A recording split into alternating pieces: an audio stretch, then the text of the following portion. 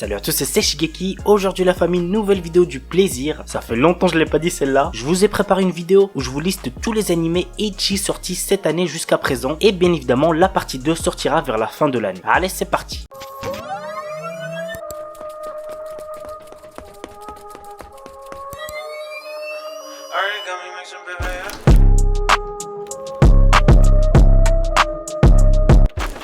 On commence avec Jai-sama wa Kujikinai. L'épisode 1 sort bientôt, ça sortira le 31 de ce mois. Voici le petit synopsis. Jai, la redoutée et respectée numéro 2 du royaume des démons, se retrouve soudainement impuissante et rétrécie dans le monde des humains après qu'une magical girl ait détruit son puissant cristal de mana. Nous allons ainsi suivre le quotidien de cette démon alors qu'il apprend à vivre dans son nouvel environnement tout en essayant de retrouver sa forme originale. L'anime a pour genre action, comédie, ecchi, shonen, slice of life surnaturel et pour thème démon quotidien.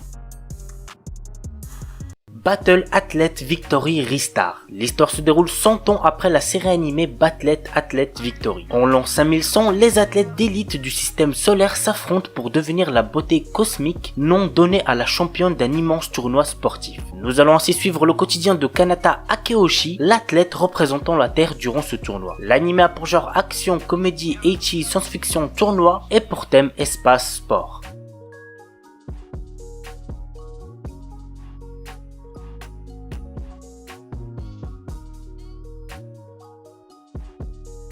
Sentuin Hakin Shimasu. Combattant numéro 6 est un homme amélioré travaillant pour l'organisation maléfique Kisaragi. Un jour, ses deux supérieurs lui confient une mission bien spéciale, explorer et conquérir un nouveau monde au nom de l'organisation. Il ne dispose alors que de quelques outils et d'une androïde nommée Alice, dotée d'un sale caractère. Dans ce nouveau monde assez proche d'un monde médiéval fantastique, combattant numéro 6 devient commandant d'une troupe assez atypique composée d'Alice, l'androïde hautaine, d'une chimère timide, d'une prêtresse obscure narcoleptique et de l'ancienne commandante déchue et colérique souhaitant tuer numéro 6. L'anime a pour genre action, aventure, comédie, ecchi, fantasy et pour thème autre monde, harem, organisation secrète.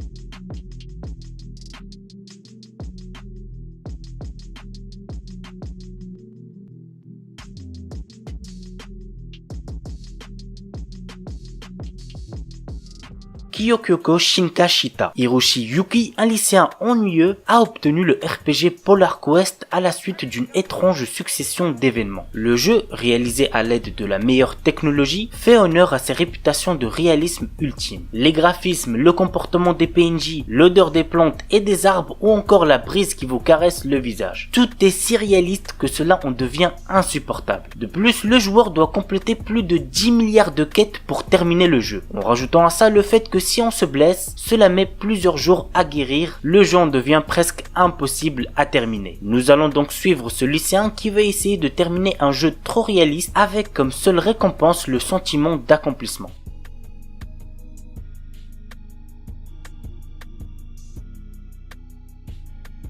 Un nouvel OAV sur Danmachi, seconde saison de la série animée Isekai Mahoutsu Shokan Shoujo no Dorei Majutsu. Eden Zero, un animé que beaucoup de personnes attendent. On m'a recommandé plusieurs fois le manga, mais j'ai préféré attendre pour le découvrir en animé. Et petite anecdote, le mangaka est Hiro Mashima, celui qui a créé le célèbre Fairy Tail. Mais ça, je pense que vous l'avez capté rien qu'en voyant le design des personnages. Bref, voici le résumé. L'histoire nous entraîne dans le quotidien de Shiki, un orphelin qui a été élevé par des robots dotés d'une conscience dans un parc d'attractions abandonné nommé Grunbell Kingdom. Un jour, Rebecca et son chat Happy se rendent à ce parc afin d'enregistrer des vidéos pour le site B-Cube, un cousin éloigné de YouTube. Pardon. Peu de temps après leur arrivée, ils se font enlever par les résidents du parc. En réalité, il s'agit d'une mise en scène qui est censée forcer Shiki à quitter la planète avec Rebecca et Happy, étant donné que les batteries des robots sont en fin de vie. Après avoir vaincu à contre-cœur les robots, Shiki s'échappe de la planète en compagnie de Rebecca et Happy, avec pour but d'explorer le cosmos Sakura et ainsi trouver la déesse mystérieuse de l'univers. L'anime a pour genre comédie, drame, fantasy, science-fiction et pour thème cyborg, espace, ninja, pirate, robot, société, voyage. Megami Ryu no Ryubokun. Alors celui-là je le trouve assez chelou puisque le protagoniste a 12 ans et c'est un animé qui a pour genre ecchi harem et qui est déconseillé au moins de 16 ans, donc il y a rien qui va. En gros l'histoire nous entraîne dans le quotidien de Nagomi Koshi, donc le gars qui a 12 ans, qui a été abandonné par son père ruiné après que leur maison ait pris feu. Un jour, une femme nommée Minerva le trouve allongé sur le trottoir et décide de l'emmener avec elle dans un dortoir réservé pour femmes à problème. Après son arrivée, Minerva lui demande d'être la mère du dortoir. Ainsi débute la nouvelle vie de Koshi entouré de jeunes femmes particulières. L'anime a pour genre comédie, ecchi, romance, slice of life et pour thème harem quotidien.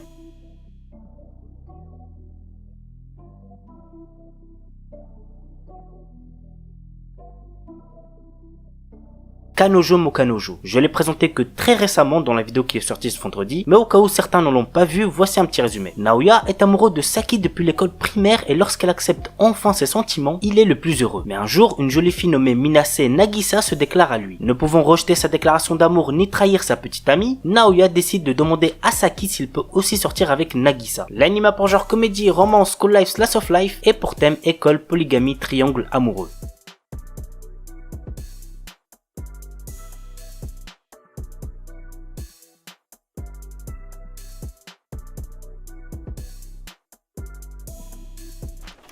Eon Sedai no Idaten Tashi. Il y a 800 ans, les divinités appelées Idaten sont apparues alors que l'humanité était au bord de l'extinction à cause des démons. Aujourd'hui, les Idaten n'ont plus d'expérience au combat et tentent de vivre en paix avec les humains. Mais les démons renaissent et la bataille entre les Idaten, les humains et les démons est sur le point de commencer. Nous suivons les aventures d'Ayato, un jeune Idaten, et de ses amis dans leur lutte contre les démons et les manigances des humains à l'encontre des divinités. L'anime a pour genre action, aventure, ecchi, fantasy et pour thème dieu, déesse, démon.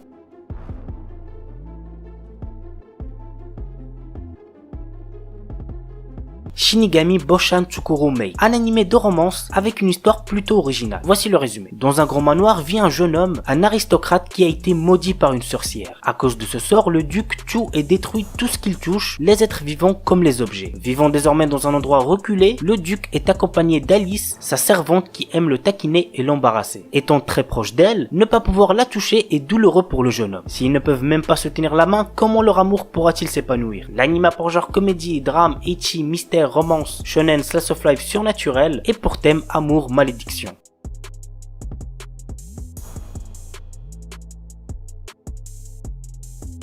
Peach Boy Riverside. Sally est une princesse qui rêve de partir à l'aventure tellement elle se fait chier dans son petit château situé en pleine campagne. Un jour, une horde de démons fait son apparition dans le royaume et met la sécurité du peuple en grand danger. Le royaume va être sauvé par Mikoto, un chasseur de démons. Cette attaque fait comprendre à Sally que le monde extérieur lui est totalement étranger et elle prend la décision de partir à l'aventure. En faisant cela, elle va déclencher des événements qui changeront le destin du monde. L'anime a pour genre action, aventure, fantasy et pour thème démons.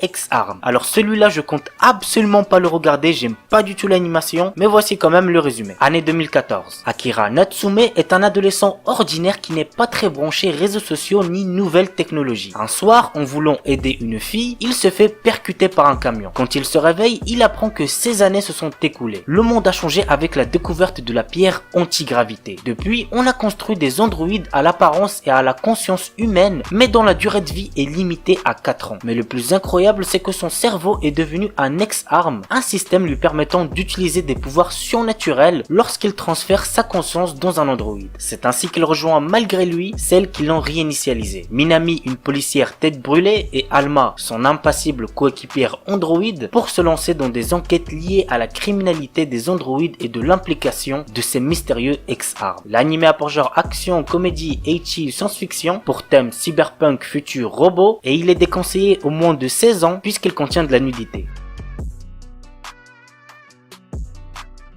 Ataraku Saibu Black. Nous suivons le quotidien de l'érythrocyte AA 2153 et de la neutrophile U 1196 dans leur travail qui consiste à s'occuper du corps des personnes ne prenant pas soin d'eux-mêmes. Les problèmes du style stress, tabagisme et la consommation d'alcool qui entraînent des complications dans le travail et le cadre de vie des cellules. C'est ainsi que nous allons suivre le quotidien de globules blancs et globules rouges qui feront de leur mieux pour maintenir cet organisme en état de marche. L'anime a pour genre action, comédie, drame et mature et pour thème médecine quotidien.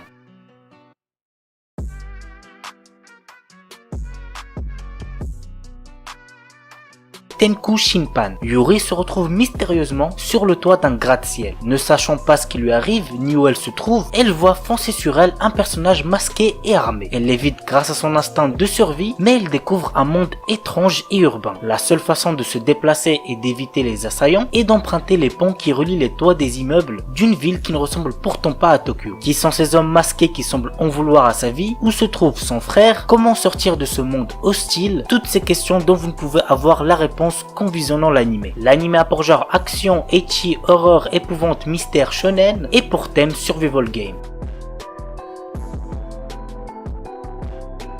Oredake Hairu Kakushi Dungeon Kusori Kitaite Sekai Saikyo. Une légende raconte qu'il existe un donjon caché renfermant des trésors et des objets rares. Troisième fils d'une famille noble ayant été ruiné, Nor a aussi perdu son travail. Il acquiert alors une compétence lui permettant de créer, d'attribuer et de modifier d'autres compétences. Pour l'utiliser, il doit accumuler des points en effectuant des tâches telles que manger des repas délicieux ou séduire de jolies filles. L'anime a pour genre action, aventure, comédie, ecchi, fantasy et pour thème harem magie.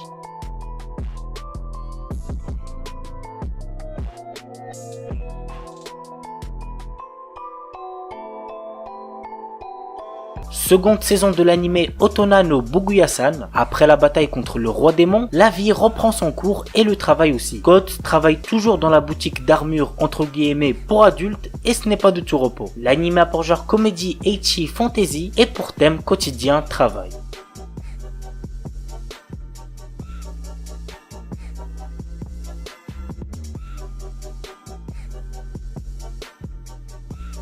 Mushoku Tensei, un loser de 34 ans de notre époque qui a raté sa vie est renversé par un camion. Cependant, il renaît sous les traits d'un enfant du nom de Rudus Geirat dans un monde fantastique où il va apprendre à maîtriser l'art délicat de la magie pour lequel il semble avoir un don particulier au fil des ans. Cette fois-ci, Rudus est bien décidé à ne pas gâcher son existence, peu importe les dangers qui se dressent devant lui et ses compagnons d'armes. L'anime a pour genre action, aventure, comédie, drame, ecchi, fantasy, romance et pour thème autre monde, harem, magie et réincarnation.